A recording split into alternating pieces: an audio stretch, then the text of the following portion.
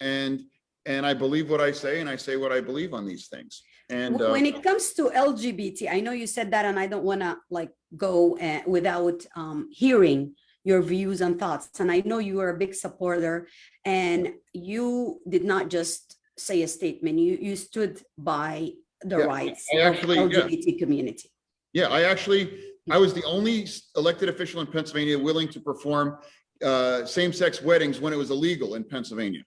Back in 2013, I performed the first same-sex wedding by an elected official in Pennsylvania. And I was threatened with arrest. I was threatened to be charged, and that would have been effectively the end of my political career. And I said, that doesn't matter, because marriage equality matters. And it is a stain on our society that we ever treated them any other way than, you know, having marriage equality. And we did it right here in our home where we're sitting right now. We did the first same-sex wedding as an elected official in Pennsylvania. And I did about 24 of them before they actually finally shut everything down. And every one of those became legal, and they're all still married. And they are the very best of what marriage should be and is. And if you think that somebody based on who they love or how they identify is a less than, then I don't want your vote. You know, and you know, from my perspective, we have work to do in Pennsylvania. It is a stain on our Commonwealth that we do not have equal protection under the law for our LGBTQIA community in Pennsylvania. Equal protection under the law. It's enshrined in the 14th Amendment of our Constitution from 1868. 1868. So this is an old conservative value that should apply to everybody today. So I argue with conservatives. It's like, these are your principles. If you're all about the Constitution, great. So let's extend these, because they never should have been rescinded or kept from this population, you know? Whenever I hear you talk about stuff like that, I do have a little bit of like, I'm hearing you as a voter, not just as someone here, right now.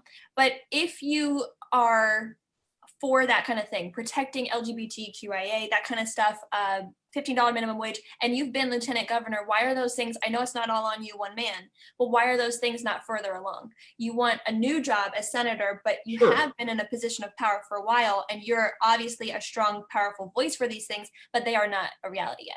Yeah, well, one thing, it begins with an R and ends with an S. Can you guess why?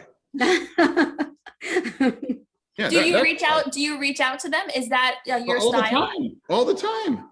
Because a common criticism of you is that you are a lone wolf, which I can relate to the sentiment. But that is, when I talk to my friends and family, and I talk about you, especially in Pittsburgh, they say, well, he goes it alone. You do have your own style. You're 10 feet tall. You're an imposing figure. You can, come off like that. What do you say to that? I mean, I'm delighted, but I don't know if a Republican says that a gay person is less than me or you, then I reject that. I mean, of course I'm going to go that alone, But right now the reality is Republicans are in control of our legislature, and we can't pass the minimum wage that you talked about. We can't pass the equal protection under the law. And I could probably beat them in arm wrestling, but that doesn't mean I can get laws passed. And that's the reality. It's like we're arguing about basic humanity here. And I don't think that's really much of an argument, quite frankly. This isn't, I want to spend 300 million on bridges and they want to spend 150 million on bridges. Yeah, let's hug that out and we can work that out. That's compromise. But I will never admit or agree that someone is a less than. I will never pretend that somebody can live and work on $10 an hour and support a family on that. And it's like, why hasn't it happened? Because I don't have a magic wand. I'm not king for a day. But if I were king for a day, I would do all those things. But some things I do go alone because sometimes other people aren't willing to take the right stand on those things. But I always will be. Yeah, we will make you king for a day. Go ahead, Gisele. Sorry. No, we get a lot of, and I think a lot of people that, follow politics high level, don't really understand that he's actually not a legislator. Like, we get a lot of emails like, change the law, John Fetterman, do it today. And people don't realize he's actually not a legislator, right? He actually can't. And also how it works too, because the president can't do these things. The governor can't do these things. It requires cooperation with the Republicans. And unfortunately, there's a majority of them that believe that you brought up gay rights, that they believe that they are less than and that they do not deserve equal protection under the law. And I will never cede that. I will never cede that. And if that means you don't vote for me or the people that you talk to, then okay, that's fine.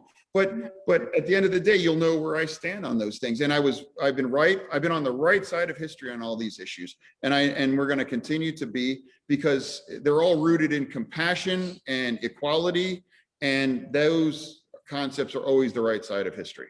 And like Amanda said, the non-response from people across the aisle does not equal a failure of another to reach out. Amanda Waldman, thank you. So you're doing your part. I'm gonna knit that on a pillow, you know? Amanda, can you get that in a pillow for Yeah, John? I want to needle point that on a pillow, you know, like a decorative pillow, like, you know, exactly. It's not failure. It's just like, I can't, I You mean, can't do it alone. Yeah, I can't. And that's why we're asking everyone listening to us now to do your part. You know, John is standing, and we don't want him to be standing alone. He's fighting for things that matters to you and I.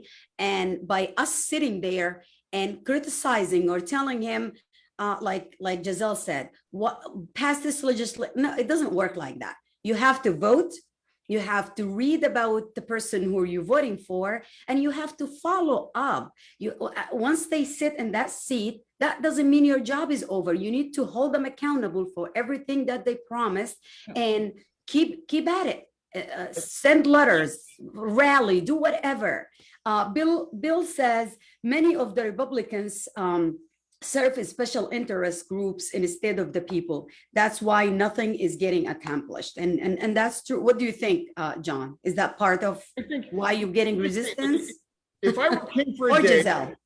yeah, if I were king for a day, it would be legal weed. It would be $50 an hour minimum wage. It would be equal protection. I mean, like, I would do that. But again, that's the way it worked. And Gisele wanted to say something. What I want to say is, when I read like the lone wolf comment, like I love that line, because when he was marrying people, he was alone. He was a lone wolf. No one else was willing to do it. When he was fighting against a highway they wanted to build and destroy our community, he was standing alone.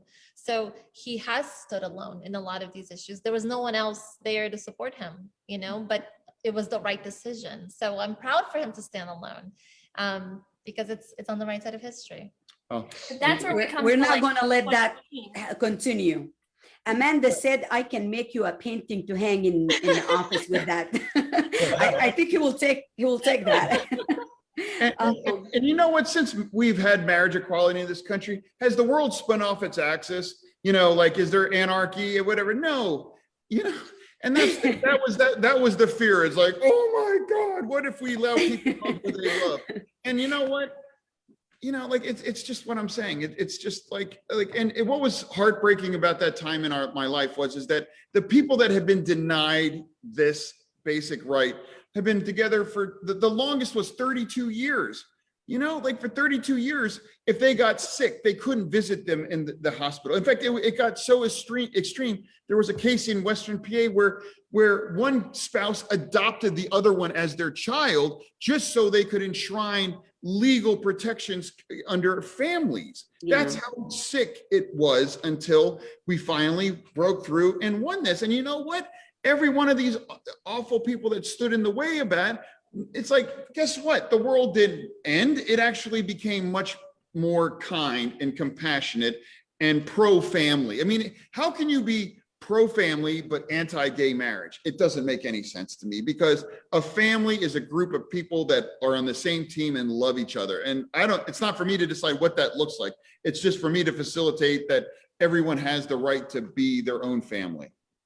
If I loved you guys like this much before, now I'm like, just listening to you. And I'm hoping everyone listening to us now have the same reaction. And Amanda's like speaking like in gold today.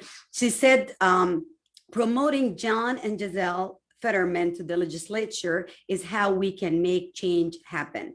DC need more legislature who will stand up and speak truth to power. Thank you, Amanda. On behalf of everyone listening. Well, and definitely, we're gonna wait for that needlepoint pillow with their great quote. painting, yeah, they're both, but yeah, it's just this idea, like, the right side of history always wins. It's just a matter of how long it takes us to get there. And if standing alone on something is how it gets done, then that's fine, but at the end of the day, I know what I believe to be true, and you will know what I believe to be true. And if that ultimately is enough to earn your vote and support, I'm honored. But if it isn't, you will know that whoever does earn your vote may differ on me and whatever views. But I don't shift my views based on, I never have taken a poll on like, well, what's popular today? Maybe I should. It's like, I'm like, this has always been what I've believed on.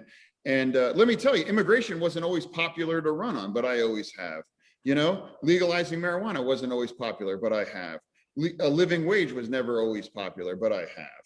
And I'm waiting for one that we've been wrong on, and we have to say, well, geez, man, was I wrong about that $15 an hour minimum wage? It really should have been $11 all along. What was I thinking? I would like to hear your thoughts on one thing. Like, I think our society think that we can only have one thought, or either agree with this side of the aisle or that side. When it comes to police reforming, I was never a fan of defunding. It's like my kids will argue with me and say this what it means, but I always say, if you have to explain a word in a sentence or two, then choose a different word. So police reforming, everything happening. With the verdict with George Floyd, and with the shooting, like the two shooting during that court time. There are so many people don't understand that you don't have to be against police. I am not against, or I'm not saying, delete, abolish. No, we do need, but we need to change so many rules and regulation. We need to hold them accountable. I'm a nurse. I took training more than the police had. We are held to a higher standard. We took an oath to protect. I never felt the need to kill or choke one of my patients because they were combative. So what can we do? Where do you stand when it comes to? You just brought up a great point. I just was talking to a senior member of law enforcement, and he said, doctors train for 8 years to save a life. Yeah, police true. can train for as little as 8 weeks to be trusted whether they take a life or not. Yeah. There's a real disparity there, and I think that needs to change. I think there needs to be enhanced uniform training across the police spectrum. And I'm like you. I don't believe that the police, that they need to be defunded or eliminated or abolished or whatever the expression is. And when I was mayor of Braddock for 4 terms, I was in charge of a police department, and we had a significant gun violence issue here in our community. And I reformed and instituted community policing, but we also eliminated gun deaths and violent deaths in Braddock for 5.5 years without incurring any kinds of or allegations of police abuse, let alone anything serious like a shooting or anything like that. It can be done, and I've actually done that, because police need to be on the same team as the community, and the community needs to understand that they are not occupiers. They are not someone that you need to be afraid of, and the police need to understand that everyone is not a threat. Yeah, exactly, and that's what we did, and for me, the most powerful weapon an officer has is his or her discretion, because that discretion will determine, am I going to pull my gun? Am I going to pull my taser? Or am I going to let something slide that doesn't need to be addressed? Like, but don't you think, sorry to interrupt you, but don't you think if we leave it for someone's discretion, like my discretion might not be your discretion? Do we need clear laws, or you think, well, sure. And training? How do you feel about that? Discretion improves with better training and better screening and better empathy. And by discretion, I mean, if you look at some of these cases, if somebody's selling cigarettes individually, yeah, that might be against the law. That doesn't mean you need to swarm on him and make that into a situation that can escalate or can create something. so often a lot of these circumstances arise from interactions that just shouldn't have never occurred in the first place. To me, it's always been, at least in Braddock, it's always about public safety and making sure that our community can trust police, and police trust is undermined when you become petty and you start, making these kind of uneven enforcements, and it's just not very dignified, and it doesn't help and foster trust in police and public safety. So there does need to be some reforms and so forth. But at the end of the day, we can't make the police the uniform enemy of everybody. It needs to require some comprehensive Communication. Yeah, and I can. And how can we do that? How can we? There is a mistrust. There is a Sure. loss of trust now. And to me, hate and division is the main enemy for all of us. If we only understand that we are asking from the police, and Rosa, I believe that's her name, she wrote a book, and in one of the statement that stood out is like, you cannot expect the police to be a social worker and all of the above when their training is limited. And that's what we're asking. So what can we do to bring and bridge that gap? How can we have the public trust the police, and how we can make people understand that we're not treating you as enemy, and you don't need to look at us as a threat.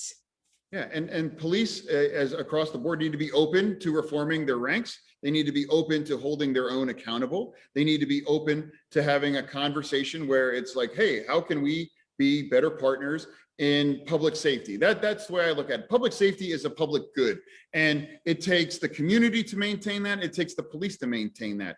And they both need to understand that they have a stake in that, and they have roles and they have obligations on both sides. And a conversation and a dialogue when it's appropriate, and when it's not appropriate to engage or to interact, and when it's appropriate to have social services instead of sending in a police officer, that it would be much more appropriate to address it through someone with social services. And that's reimagining what policing can be, because I agree with that comment. Police are not necessarily trained or equipped to handle some of these circumstances where these interactions can occur and turn really unfortunate and tragic. Gisele, how do you feel? I think definitely America it's a culture, it's very different here than in other countries in regards to police. I think, we incarcerate more people in this country than anywhere else. I think there are patterns that if we follow, you'll see them across, police, across prisons, across education, and they're all interrelated. So I think it's prioritizing how we invest in things. But I think there's this danger in devaluing people, right? And we see that. We see entire groups of people who have been devalued. It's from the way we pay them, right? It's the way that we speak to them. It's how we treat immigrants. And all those things connect and translate into what we see as bigger issues in this country. So I think love is missing. I think compassion is missing in a big sense. But having conversations with people who think differently than you, who look differently than you. It's like, I talk to a lot, I'll speak to folks who, let's say, for example, are super anti-immigrant, and they'll say, but like, you do such nice things. I think you're great. I just have an issue with all the other ones, right? Or like, well, your family should have come legally, right? And they'll call me an illegal, whatever it may be. And I'll ask them, like, do you have children? Like, what would you do to make sure your children are safe? What would you be willing to do? Parents will regularly say, I would kill for my kids. I would die for my kids. And that's applauded. But seeking safety in another country suddenly is this horrible thing. And when you talk to them, it's much easier to hate someone once you talk to them, once you learn their story. So I just encourage to push yourself out of your comfort zone and have these conversations with people who look differently than you, who think differently than you, and you might find common ground. And I think that's what we need across everything. Yeah, I always found that when I was in my district, I live across the river from, actually Hagir and I both do, across the river from the Capitol. Whenever I would talk about welfare, it was this like crazy thing, and they couldn't relate to it, but I'm like, but I was there. I can tell you what LIHEAP feels like when they help me keep my house warm. I can tell you what it was like to have health care. And so putting a face to it really did make a difference. And I wanted to touch on something you talked about, culture.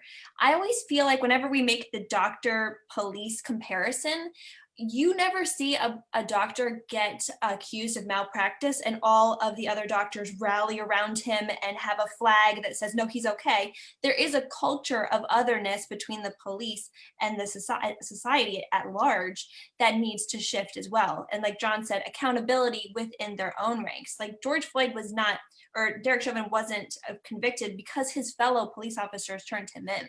So there needs to be internal accountability. So I know we're getting like at our time, we're like right over it, but I wanted to touch on today's Earth Day, and I wanted to touch on my favorite subject that John has ever talked about. It was in your Rolling Stones interview, very beautifully. Fancy. And so this was what spoke to me. Like I was watching it, I was folding laundry, and hearing you say these words was when I was like, okay, you're my guy. You were talking about practicality in politics. Yes, as a liberal, I do not think that we should be taking money from fossil fuel industry, whenever we are running for office. I don't think we should be subsidizing anything like that in Pennsylvania, but there is a practicality beyond that. You have to be able to say, well, we can't get rid of energy completely. And your line that spoke to me was, you're a 51-year-old man. You're not going to be told to just go learn to code at 51.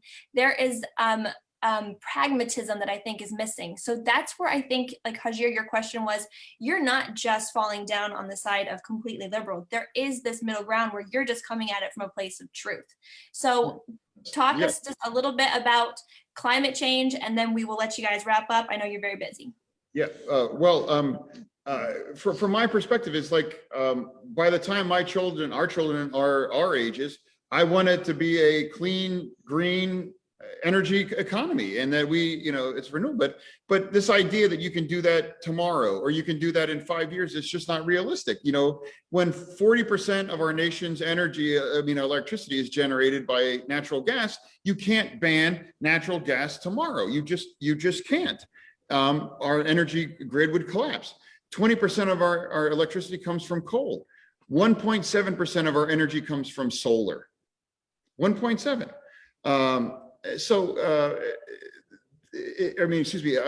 Wind. 1.7 is wind. Like, these things have to scale. These things have to grow. These things have to become more evolved before we're there. And it's an evolution. And this idea that it's like, well, I made that point. It's like, you can't tell some 50-year-old worker, they need to go learn how to code, or it's like, no one likes to be told you can't do what you do and spend your career doing anymore.